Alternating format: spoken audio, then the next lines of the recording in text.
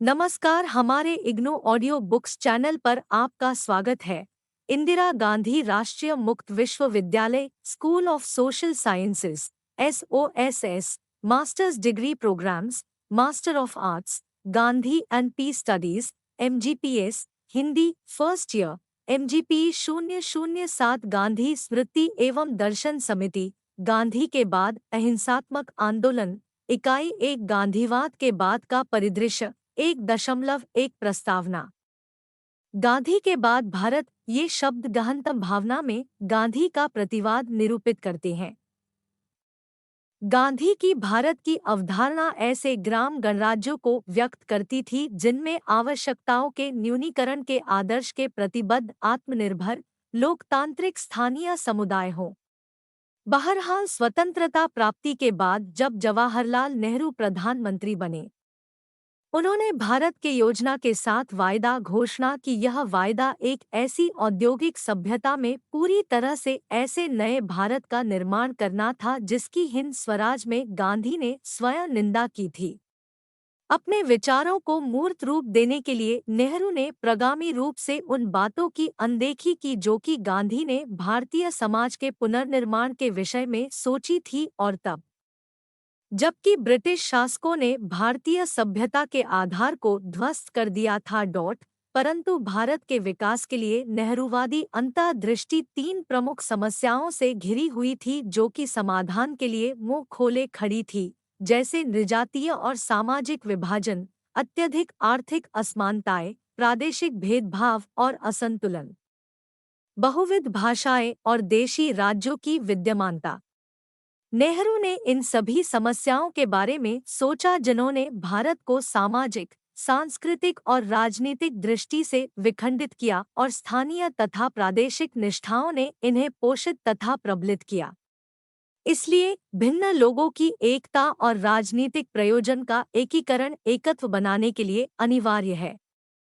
दूसरी समस्या ऐसी राजनीतिक व्यवस्था विकसित करनी थी जो राजनीतिक प्रयोजन की एकता और संगठित तरीके में उसकी प्राप्ति सुनिश्चित कर सके।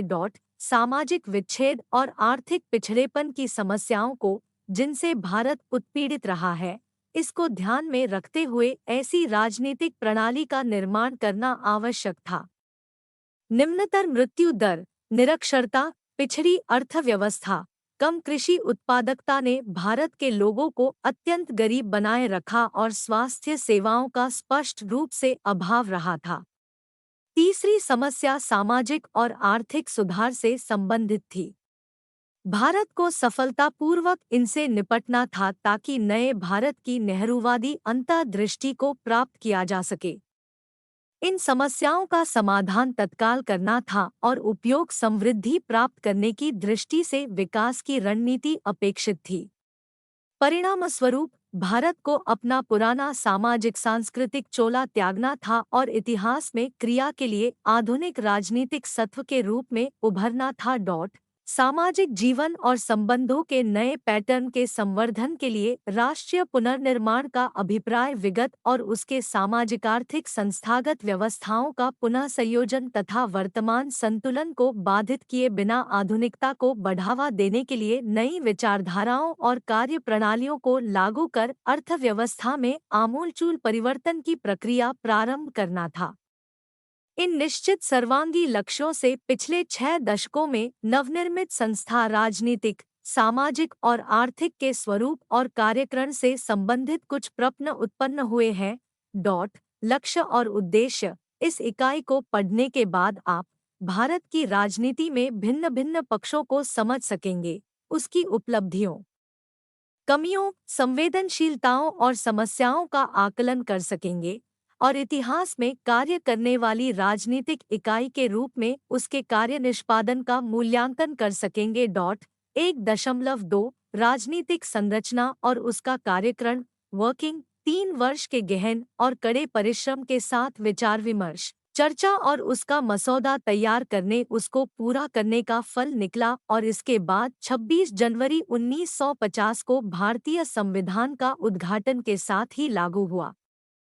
संविधान की प्रस्तावना में भारत के लोगों को न्याय, सामाजिक, आर्थिक और राजनीति के नीति निदेशक तत्वों ने प्रेरित किया और अन्य प्रावधानों ने उस पर सामाजिक क्रांति लाने और अल्पसंख्यकों की सुरक्षा का उत्तरदायित्व निर्दिष्ट एवं उद्घोषित कर्तव्यों में सम्मिलित किया। मौलिक अधिकारों की रक्षा करना तथा उन्हें उल्लंघन करने से रोकना दोनों नीति को लागू करना सरकार का कर्तव्य था। संविधान संशोधन करने के लिए केंद्रीय और राज्य सरकारों की शक्ति न्यायिक समीक्षा टी के अधीन थी। उच्चतम न्यायालय और वे अपील का अंतिम सहारा बने। केंद्रीय सरकार को राज्य सरकार के कार्यों में हस्तक्षेप करने की अपार शक्तियां दी गई थी। पूर्णतः नई संस्था राज्य का संवैधानिक प्रमुख राष्ट्रपति बनाया गया। दो अत्यावश्यक महत्वपूर्ण आयोग, वित्त आयोग और योजना आयोग अस्तित्व में आए। राष्ट्रीय सिविल सेवाओं सहित सरकार को कर वसूली और देश में कानून व्यवस्था बनाए रखने के अतिरिक्त आर्थिक विकास के लिए उत्तरदायी बनाया गया। सरकार के अधीनस्थ स्तरों को हस्तांतरित किए बिना राष्ट्रीय एकता बढ़ाने और आर्थिक विकास को लक्ष्य करके सन 1935 के सुधार अधिनियम द्वारा लागू की गई संघीय संरचना को सुदृढ़ कर सरकार ने महत्वपूर्ण कार्य किया। चूंकि संघवाद राजनीतिक व्यवस्था है, इसलिए भारतीय संविधान शक्ति और प्राधिकार के विभाजन के लिए 3 स्तरीय और 3 सूचियों का प्रावधान करता है। इन सूचियों में केंद्र राज्य सम्मिलित सूची है, जो शक्ति और प्राधिकार को विभाजित करती है। ये सूचियां उन क्षेत्रों को विनिर्दिष्ट करती हैं जिनमें केवल संघ सरकार कार्य कर सकती है। ऐसे क्षेत्र जिनमें कार्य प्रारंभ करने की शक्ति केवल राज्यों की है, और ऐसे क्षेत्र जिनमें संघ और राज्य दोनों सरकारें कानून बना सकती हैं। संविधान संसदीय प्रणाली का प्रावधान करता है, जिसमें संसद का निचला सदन यानी लोकसभा भारत के संप्रभु लोगों का प्रतिनिधित्व करता है। यह उच्चतम विधायी संस्था है और सार्वजनिक राय और आकांक्षाओं को व्यक्त करता है, और आम चुनाव द्वारा प्रत्येक 5 वर्ष में इसके सदस्यों अर्थात सांसद निर्वाचित किए जाते हैं। यदि किसी कारण समय से पहले भंग नहीं किया गया हो, लोकसभा कानून बनाने वाली देश की उच्चतम निकाय है और वित्त विधेयक के मामलों को छोड़कर राज्यसभा के बराबर प्रस्थिति रखती है। वित्त विधेयक केवल लोकसभा में प्रारंभ किए जाते हैं। संसद के सदस्यों के माध्यम से लोकसभा में लोगों की इच्छा सर्वोपरि मानी जाती है, क्योंकि वे अपने प्रतिनिधियों को चुनते हैं। जब आहूत किया जाता है, वे सत्तारूढ़ दल के कार्यों पर अपनी प्रतिक्रिया द्वारा मतदान करते हैं। भारत का संविधान कानून का शासन स्थापित करता है। राजनीतिक समुदाय द्वारा कुछ लक्ष्यों का अनुसरण करना निर्धारित करता है और इन लक्ष्यों को प्राप्त करने के लिए तरीकों का प्राधिकार देता है। सामाजिक क्रांति निर्वहन के लिए पालन किए जाने वाले कुछ सारवान लक्ष्य निर्धारित करता है। उन्होंने ऐसा ढांचा प्रारंभ किया तथा प्रदान करता है जो राज्य द्वारा प्राप्त किए जाने वाले लक्ष्यों पर शर्त लगाता है। संवैधानिक प्रावधान विविध सामाजिक-आर्थिक हितों के आधार पर बदले जा सकते हैं, जो प्रतिकूल रूप में प्रभावित हुए हैं या उनके हितों का संवर्धन अवरुद्ध हो गया है, परिवर्तन के लिए विरोध है और संबंधित प्रावधानों को बदलने के लिए संघर्ष की राजनीति का मार्ग अपनाते हैं। इसके अलावा जैसे मूल्य बदलते हैं और विश्व कैसे कार्य करता है, इस बारे में दृष्टिकोण उन विचारों से संबद्ध उन शक्तियों से जुड़ी हुई सामाजिक शक्तियां बदलते हैं। संविधान भी बदलने के लिए प्रवृत्त होता है। या तो उनका पत्र संबोधित किया जाता है या उनकी भावना मंशा की पुनर्व्याख्या की जाती है। इस प्रकार राजनीति भी उस तरीके का निर्धारण करती है जिसमें ये दबाव काम करते हैं और किन शक्तियों को उन्हें बदलना चाहिए। भारत ने शासन व्यवस्था की प्रणाली के रूप में प्रातिनिधिक लोकतंत्र को चुना है। इसका अभिप्राय है यह कि प्रभुसत्ता संपन्न लोग अपने चुने हुए प्रतिनिधियों के माध्यम से देश पर शासन करते हैं। भारत ने एकल सदस्य निर्वाचन क्षेत्रों का विकल्प चुना है, जहां प्रतिनिधियों को बहुमत द्वारा चुना जाता है। राजनीतिक प्रणाली का कार्य संचालन के लिए 2 या अधिक दलों का होना आवश्यक है, जो समाज की शक्ति अधिग्रहण करने और नियंत्रण करने के लिए आपस में एक दूसरे से संघर्ष मुकाबला करते हैं। प्रारंभ में भारत का शासन भारतीय राष्ट्रीय कांग्रेस कांग्रेस पार्टी द्वारा किया गया, जो प्रमुख दल हुआ करता था। परंतु शीघ्र ही उसकी प्रभुता घटने लगी और अंततः सुदृढ़ बहुदलीय प्रणाली द्वारा प्रतिस्थापित हो गई। संसद और राज्य विधानमंडलों में कांग्रेस बहुमत को जेपी आंदोलन और सन 1974 में Akhil Bharatiya railway workers union हड़ताल का सामना करना पड़ा, जिसने विश्व के सबसे अधिक विशाल रेलवे नेटवर्क को पंगु बना दिया था। इलाहाबाद उच्च न्यायालय द्वारा सन 1971 में निर्वाचन संबंधी अनाचार के आरोप में श्रीमती इंदिरा गांधी का चुनाव अवैध करार देने के बाद इन सभी घटनाओं के फलस्वरूप जून 1975 में श्रीमती इंदिरा गांधी ने आंतरिक आपात स्थिति लागू की थी। कुछ असंतुष्ट कांग्रेसी नेताओं सहित आंदोलन और विरोधी दलों का संपूर्ण नेतृत्व को जेल में डाले गए। प्रेस पर भी सेंसर लगा दिया गया। आपातकाल की ज्यादतियों ने कांग्रेस शासन को अत्यधिक अलोकप्रिय बना दिया। इसके फलस्वरूप आपात स्थिति समाप्ति के तत्काल बाद सन 1977 के चुनाव में कांग्रेस पार्टी को भी क्षति हुई। परंतु जनता दल सरकार की घोर असफलता, दल संबंधी फूट और उसके शीर्ष नेताओं में अहम के टकराव ने सन 1980 में मध्यावधि चुनाव का मार्ग प्रशस्त किया, जिसने श्रीमती इंदिरा गांधी को पुनः सत्ता में लाने के लिए सहायता की है। सन 1984 में श्रीमती गांधी की हत्या कर दी गई थी। कांग्रेस प्रभुत्व पुनः प्राप्त करने का साधन बनी, अतः शीघ्र ही यह प्रभुत्व बिखर गया। इसमें लगातार गिरावट आने लगी, परंतु बाद में केंद्र में कांग्रेस के नेतृत्व में यूपीए सरकार बनाने के लिए उन्होंने वांछित संख्या पुनः प्राप्त कर ली।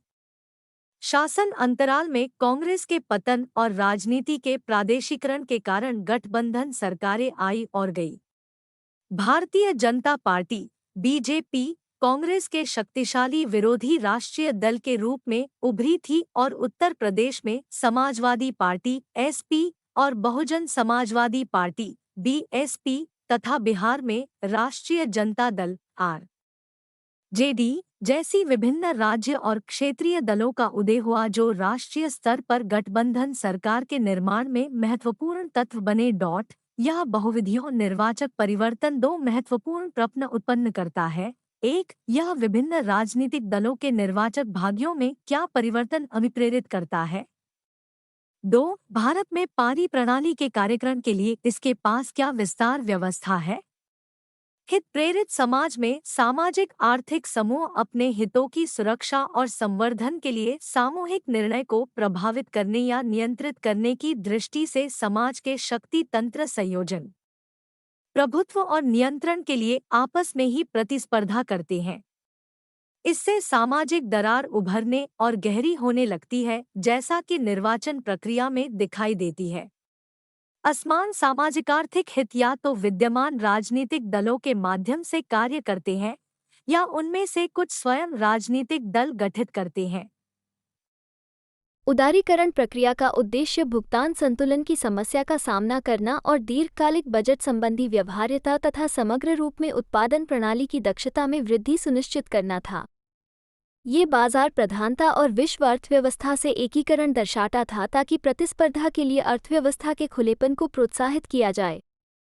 मुख्य पहले 3 क्षेत्रों में हुई: आय नियंत्रण की ढील या समाप्ति, निजी क्षेत्र के लिए अधिक प्रतिस्पर्धा और अधिक बड़ी भूमिका तथा सार्वजनिक क्षेत्र में सुधार, ई वित्तीय नीति का पुनरानुकूलन और ई हाईटेक प्रवृत्ति से उद्योगों का आधुनिकीकरण।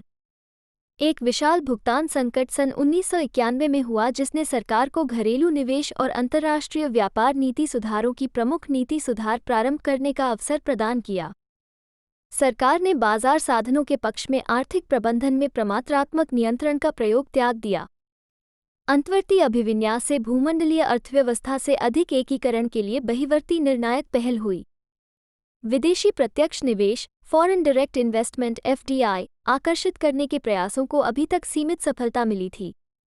आलोचक उल्लेख करते हुए कहते हैं कि उदारीकरण और निजीकरण के कारण बेरोजगारी, स्वैच्छिक सेवानिवृत्ति और नौकरियों की संख्या में भी मौजूदगी छंटनी हुई है। वित्तीय घाटे में वृद्धि और कृषि की उपेक्षा के साथ चिंता के अन्य क्षेत्र हैं। इसके अलावा देशी अभिजात वर्गों के पक्ष में आय का पुनर्वितरण, लोगों के विशाल समुदाय के जीवन स्तर में ह्रास, सामाजिक समानता, न्याय और कल्याण के लक्ष्यों के प्रति उदासीनता कुछ ऐसे क्षेत्र हैं जहां नई आर्थिक नीति ने कुछ प्रश्न चिन्ह खड़े किए हैं।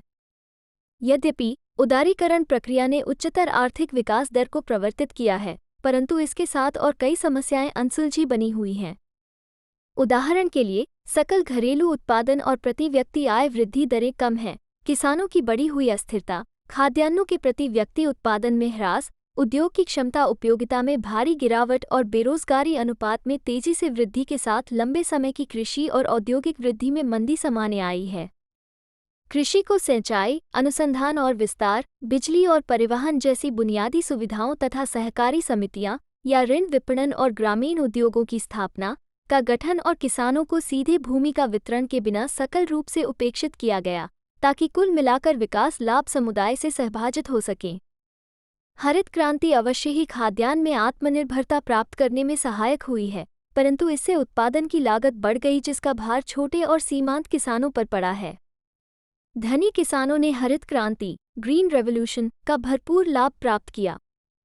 इस प्रकार सफलतापूर्वक उत्पादन प्रयोजनों के निर्वहन और बेहतर जीवन स्तर के लिए आवश्यक संसाधन की सुलभता के आधार पर ग्रामीण क्षेत्रों और शहरी वर्गों के बीच विशाल सौजन्य का सृजन हुआ।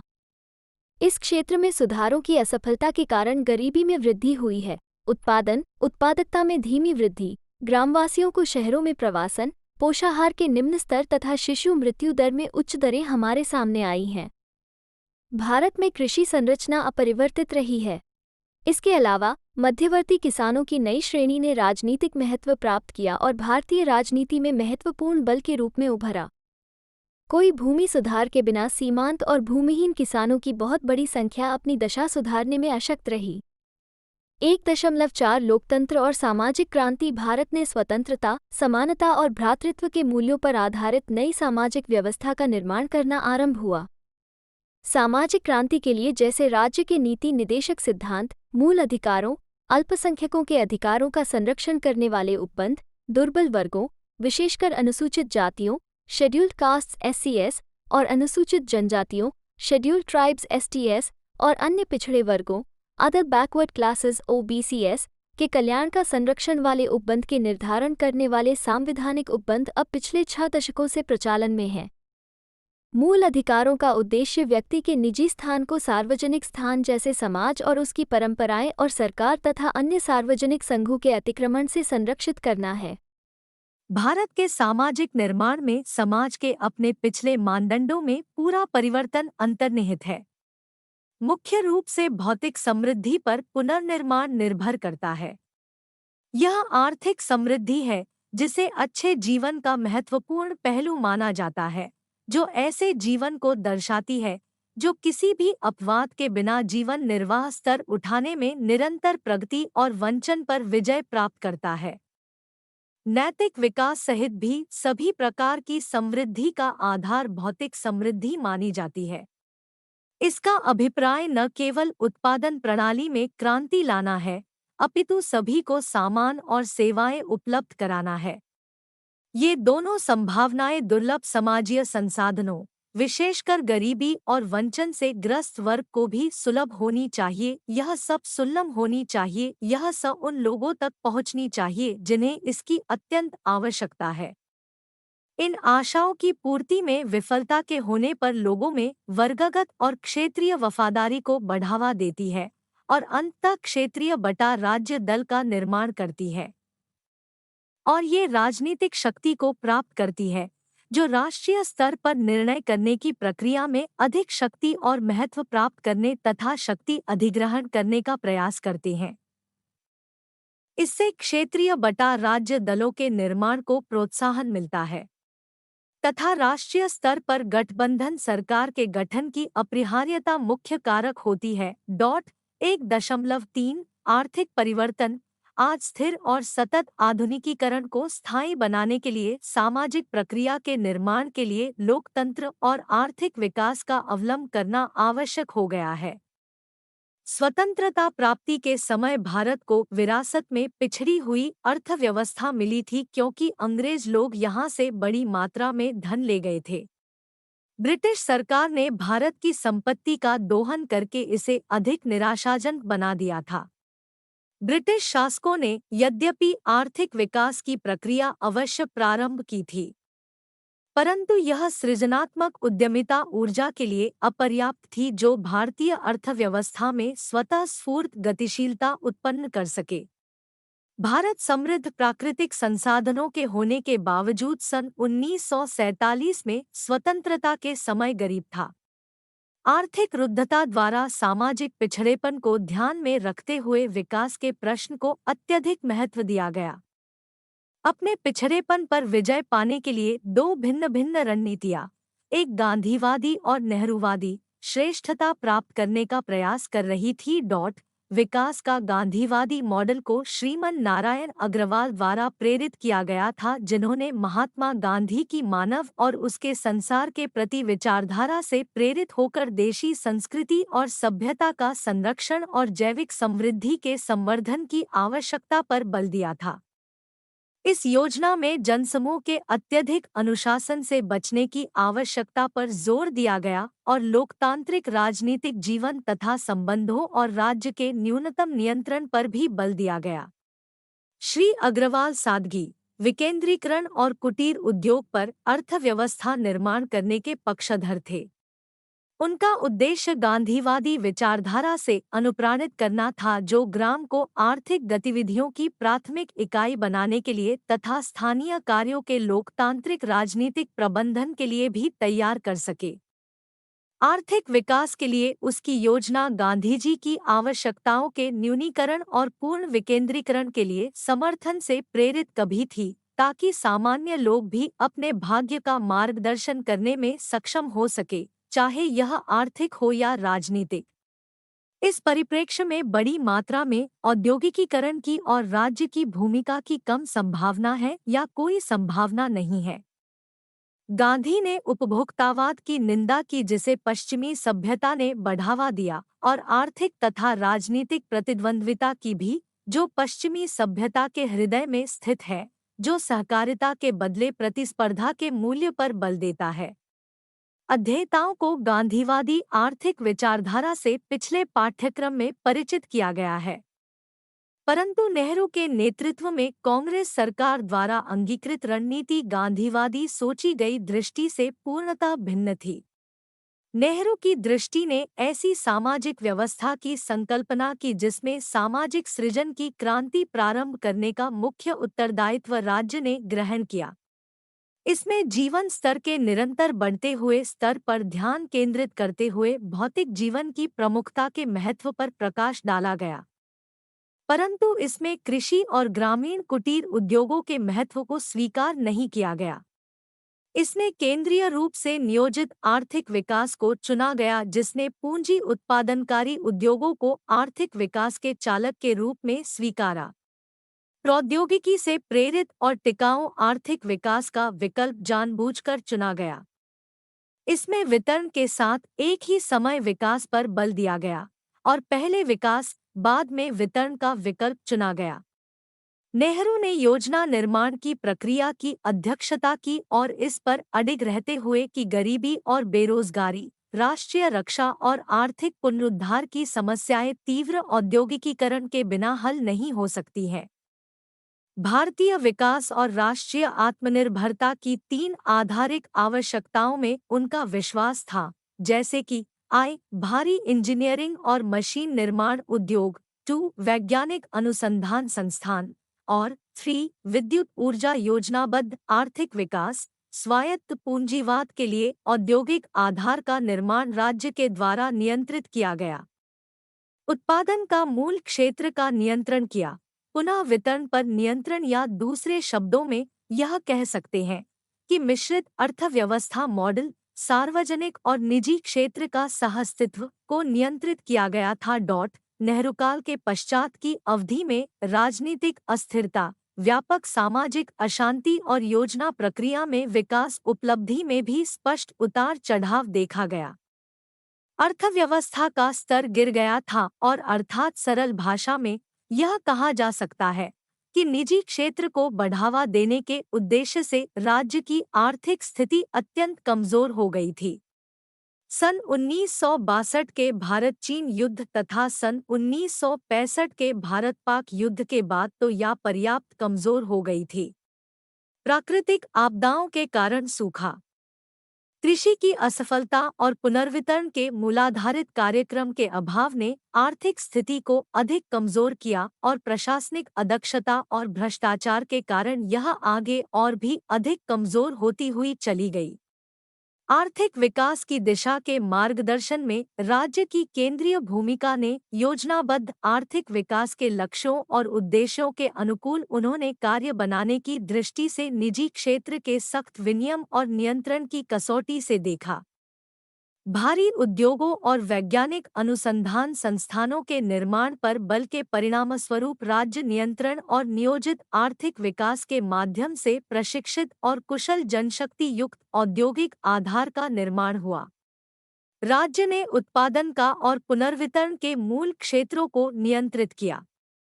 दूसरे शब्दों में नियोजित आर्थिक विकास के नेहरू महालानोबिस मॉडल ने मिश्रित अर्थव्यवस्था अपनाई।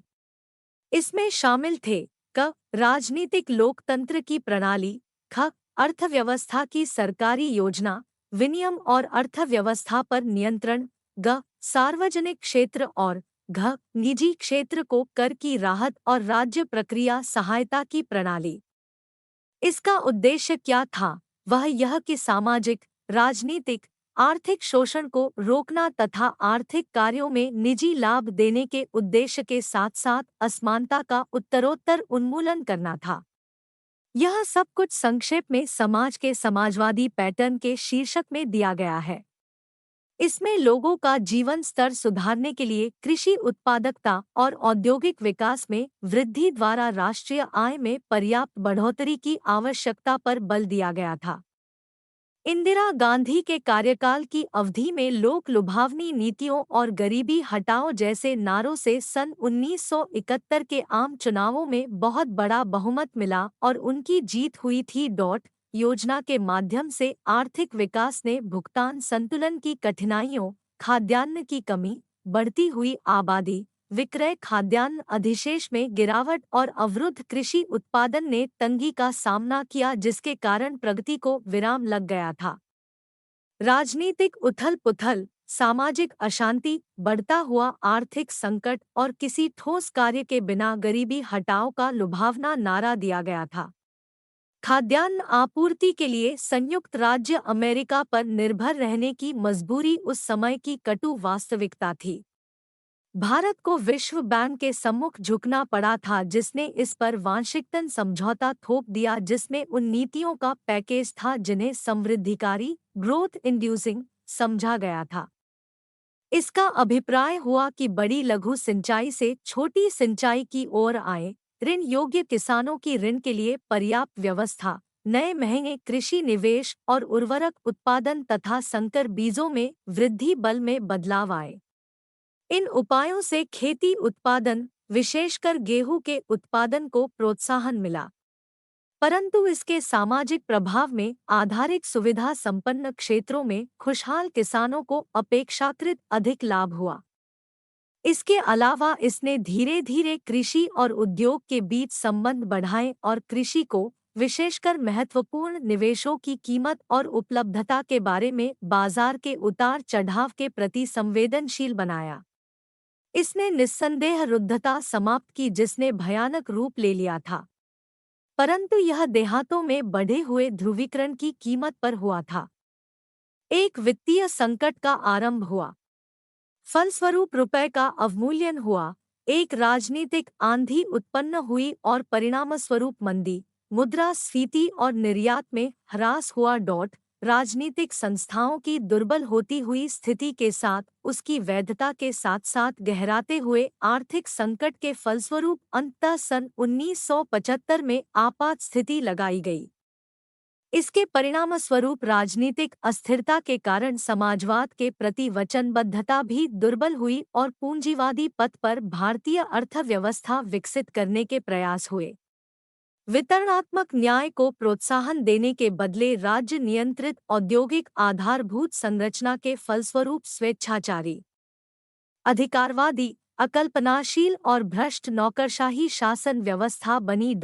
योजना का तीसरा चरण सन 1984 में प्रारंभ हुआ, जिसमें उदारीकरण की प्रक्रिया की तेजी और शक्ति केंद्रों के रूप में ऐसी राज्य इकाइयों का उद्भव देखा गया जिन्हें राष्ट्रीय स्तर पर सरकार बनाने में निर्णायक भूमिका प्राप्त की थी। सन 1991 में पीवी नरसिम्हा राव द्वारा विशाल मात्रा में प्रारंभ की गई यह चरण अभी भी जारी है। इसने अर्थव्यवस्था को मूर्त रूप देने और इसे उच्चतर वृद्धि निर्णय लेने में महत्वपूर्ण भूमिका अदा करने के लिए निजी क्षेत्र के कार्यक्षेत्र को अधिक व्यापक बना दिया है। तृतीय चरण की प्रावस्था अभी चल रही है और अर्थव्यवस्था के कुकार्य संचालन के कारण उदारीकरण की प्रक्रिया का अपरिहार्य होना इसका मुख्य लक्षण है। राज्य का अत्यधिक नियंत्रण, एकदम सपाट निजी क्षेत्र और अत्यधिक अदक्ष सार्वजनिक क्षेत्र इसके उत्तरदायी है। इसलिए सन 1980 के दशक में उदारीकरण की प्रक्रिया प्रारंभ की गई, जिसमें लाइसेंस राज प्रणाली को हटाकर आर्थिक सुधार प्रारंभ किए गए। लाइसेंस राज उत्तरदायित्वहीन, स्वचिरस्थायी नौकरशाही और व्यापक भ्रष्टाचार और अदक्षता का मुख्य कारक रहा है। दूरसंचार और सॉफ्टवेयर उद्योग ने प्रमुखता प्राप्त की। सामूहिक अधिकारों के प्रावधान की आवश्यकता युगों पुरानी रूढ़ियों द्वारा स्वीकृत जाति विभेद, सोपानबद्ध संगठित समाज में संचित असमानता के अस्तित्व में हुई है। कुछ राजनीतिक आर्थिक समूह जैसे अनुसूचित जातियों एससीज और अनुसूचित जनजातियों एसटीज तथा अन्य पिछड़े वर्गों ओबीसीज को सामाजिक सामग्री जैसे धन, शक्ति और प्रतिष्ठा के उपभोग से वंचित किया जाता रहा है और उन्हें व्यक्तिगत रूप से नहीं परंतु समूह के रूप में उठाया जाना अब आवश्यक है। उनको समृद्ध करना, परिणामतः इन समूहों को सामूहिक अधिकार प्रदान किए गए हैं ताकि वे समाज में अपना अधिकारपूर्ण स्थान लेने के लिए पर्याप्त रूप से सशक्त हो सकें।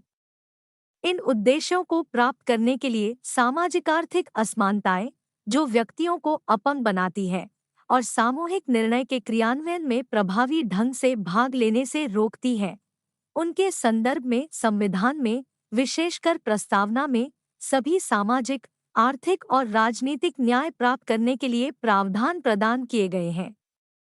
तथापि संविधान का कार्य देश के सामाजिक सांस्कृतिक परिवेश द्वारा प्रभावित हुआ है। भारत इसका कोई अपवाद नहीं है।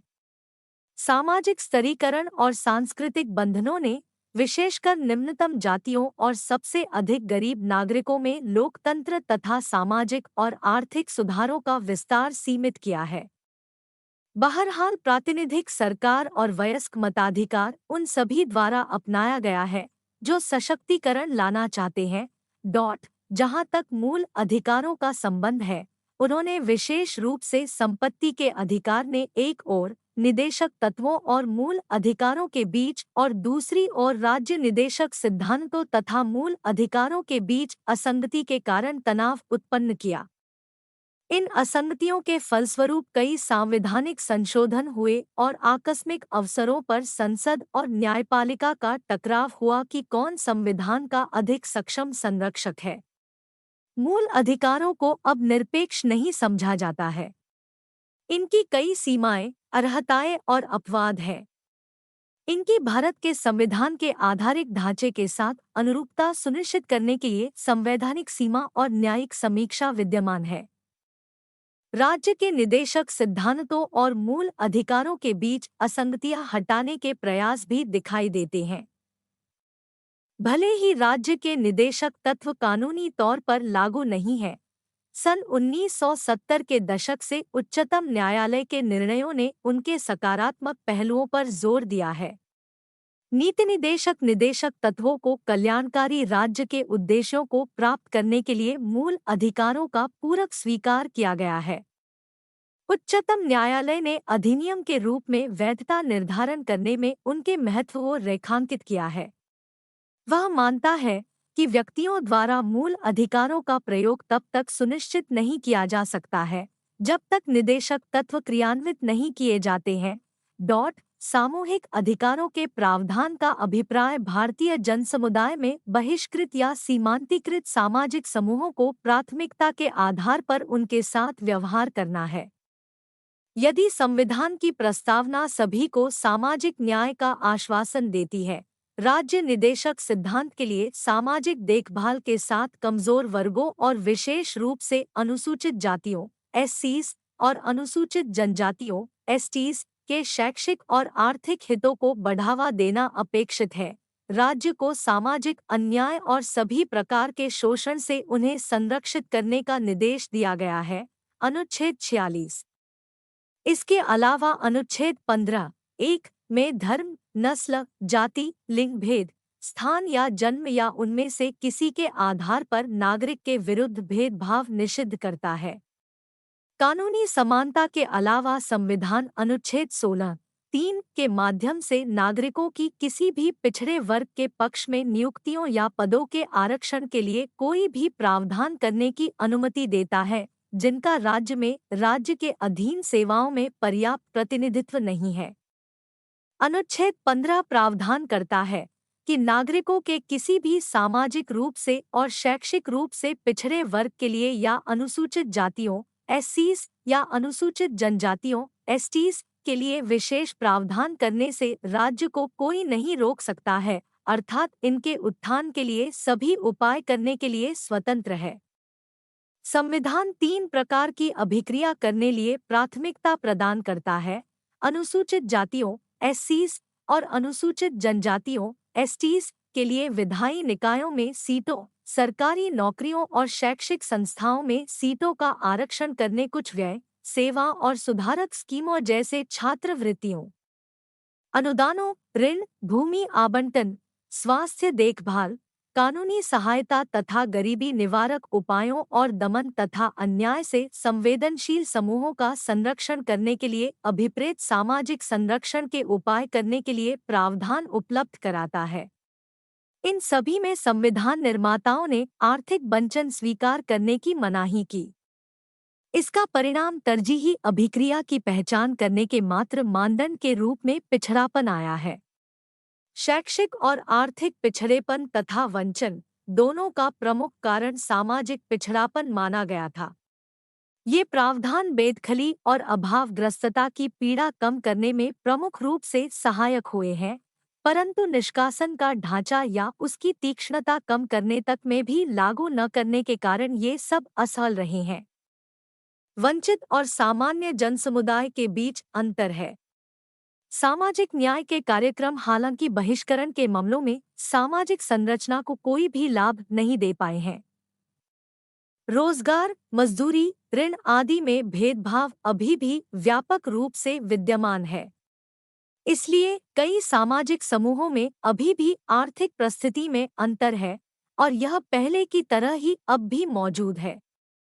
1.5 विहंगावलोकन ओवरव्यू यह उपर्युक्त भाग में उल्लिखित विवरण की पृष्ठभूमि में है कि अनेक आंदोलन हुए जिन्होंने लोगों की समस्याओं के समाधान का प्रयास किया। राजनीतिक, आर्थिक और सामाजिक क्षेत्र, शासन व्यवस्था और सरकार से संबद्ध परियोजनाओं के अभाव में लोगों के असंतोष ने जन आंदोलनों का मार्ग प्रशस्त किया। राजनीतिक क्षेत्र में अस्थिरता और भ्रष्ट प्रथा ने संपूर्ण क्रांति जैसे आंदोलनों को जन्म दिया। आर्थिक क्षेत्र में कई आंदोलन हुए, जैसे भूमि सुधार के लिए भूदान, अपने दीर्घकालिक शिकायतों के निवारण का प्रयास करने के लिए किसान आंदोलन, विकास परियोजनाओं के कारण विस्थापन और पारिस्थितिकी और पर्यावरण ह्रास और इसलिए नर्मदा बचाओ आंदोलन और टिहरी बांध, चिपको आंदोलन आदि हुए। इन सभी आंदोलनों ने इतिहास के उदाहरणों से संकेत लेते हुए गांधी द्वारा यथा प्रतिपादित अहिंसा के सिद्धांतों का अनुसरण किया और एकता तथा सामूहिकता की अपनी शक्ति प्रदर्शन के लिए बहुत बड़ी संख्या में लोगों को सम्मिलित किया। अब हम ऐसे आंदोलन देख रहे हैं जो विभिन्न प्रकार का समाधान करने के लिए हो रहे हैं, जैसे सिविल और लोकतांत्रिक अधिकार, जनजातियों और आदिवासियों के अधिकार, महिलाओं के अधिकार, प्राकृतिक संसाधनों के संरक्षण के लिए अधिकार, जैसे जल और भूमि। इनमें से अधिकांश आंदोलन अपने उद्देश्य प्राप्त करने में सफल हुए हैं। इसी प्रकार संगठनात्मक क्षमताओं, गतिशीलता और रणनीतियों ने नया आयाम अर्जित किया है और आंदोलन का संवेग टिकाऊ बनाए रखने के लिए विशाल चुनौतियों का नेतृत्व प्रस्तुत किया। भारत ने गांधीवादी तरीकों और उन्हें व्यवहार में लाने के सिद्धांतों को बहुत निकटता से देखा है। इसलिए यह आश्चर्य की बात नहीं है कि इनमें से अधिकांश आंदोलनों ने न्याय प्राप्त करने के लिए विश्व भर में अन्यों के सम्मुख अनुकरणीय मॉडल प्रस्तुत किए हैं। यह एक गांधी के आंदोलन की विरासत है जो कई विरोधाभासों के भी उन्हें इस देश में धूमिल होने से बचाते रहते हैं। 1.6 सारांश भारत का पूर्व निश्चित योजनाबद्ध पुनरुत्थानशील भारत के संबंध में न केवल महात्मा गांधी के दृष्टिकोण में देखा गया है, बल्कि विकास का एक पैटर्न भी आगे आया जो कुछ ऐसी बुनियादी समस्याओं का सामना करने में असफल रहा है जिनसे भारतीय समाज सदियों से जूझ रहा है। असंतुलित प्रदेशवार विकास, क्षेत्रवार अर्थव्यवस्था और सामाजिक क्षेत्रवार की परिघटनाएं आज भी भारत की अर्थव्यवस्था का पीछा कर रही है। यद्यपि सकल घरेलू उत्पाद ने रिकॉर्ड वृद्धि दिखाई है, परंतु वृद्धि के विवरणात्मक पहलू की उपेक्षा की गई है। खाद्यान्न उत्पादन में विशाल वृद्धि हुई है, परंतु आज भी आबादी की विशाल संख्या भूखमरी से जूझ रही है। जनसमुदाय का बहुत बड़ा भाग शिक्षा से वंचित है। बेरोजगारी और अल्प रोजगार भीषण गरीबी बढ़ाने में आग में घी का काम कर रहे हैं। स्वास्थ्य और पोषण पर उतना ध्यान नहीं दिया गया है जितनी इसकी आवश्यकता है। कहने का अर्थ यह है कि विकास केवल मुट्ठी भर लोगों का हुआ है, शेष अभी भी पूर्व स्थिति में ही है। असंगत विकास वचन और कार्य निष्पादन के बीच गंभीर अंतर दर्शाता है। यह उस प्रगति द्वारा उदाहरण सहित सबसे अधिक अच्छे ढंग से प्रस्तुत किया गया है जिसे भारत ने सहस्राब्दी विकास लक्ष्यों मिलेनियम डेवलपमेंट गोल्स (MDG) को प्राप्त करने में किया है। इसमें भूख, बीमारी और अंधविश्वास 2015 तक समाप्त करने के लिए 8 लक्ष्य निर्धारित है। भारत गरीबी उन्मूलन, शिशु और माता मृत्यु कम करने में और संक्रामक रोगों से लड़ने में काफी पिछड़ा हुआ है। यह पृष्ठभूमि बहुत से आंदोलनों के लिए उत्प्रेरक का कार्य करती है जो सामाजिक न्याय और समानता की समस्याओं और मुद्दों के पर ध्यान केंद्रित करके आंदोलन किए रहे हैं। धन्यवाद। मिलते हैं अगले वीडियो में अगले पाठ के साथ।